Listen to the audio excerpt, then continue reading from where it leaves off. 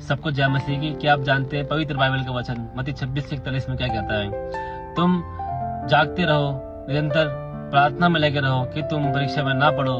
आत्मा तो तैयार है परंतु शरीर दुर्बल है। मेरे प्रिय भाइयों, जैसे कि आप जानते हैं कि परमेश्वर ने कई बार दृष्टांत के द्वारा हमसे बातें करी है बाइबल के अंदर कि चोर का एक काम क्या होता है। जब घर का मालिक सो रहा होता है तो चोर चोरी करने आता है, घात करने आता है, नाश करने आता है। उसी प्रकार हमारा जीवन भी ऐसी है। हमें भी अपने जीवन के अंदर हमेशा जागते रहने की आवश्यकता है। अगर हम अपने जीवन में सोते पाएंगे तो शैतान चोर की नाई के समान हमारे जीवन को नाश करने के लिए, घात करने के लिए, हमें अंधकार में ढकेलने के लिए, हमें बहुत सी ऐसी परिस्थितियों में जहाँ से परमेश्वर ने हमको बाहर निकाला है, चाहे वो विचार का हो सकता है, चाहे वो नशे का हो सकता है, चाहे वो क्रोध का हो सकता है, चाहे वो लीला कीड़ा का, गंदापन का, लोभ का हो सकता है, उन सब से हमको बाहर निकाला है। अगर हम परमेश्वर में हैं और परमेश्वर में दृढ़ है, स्थिर है और परमेश्वर के वचन को मानते हैं, उसकी विधियों को, उसकी आज्ञा पर हम चलते हैं, तो हमें अभी भी अपने आप को जांचने की, परखने की बहुत आवश्यकता है कि हमें परमेश्वर ने फिर से कहा, तुम हे मेरे भाइयों, हे मेरी बहनों, कि तुम चौकस रहो, कि तुम फिर से परीक्षा में ना पड़ो,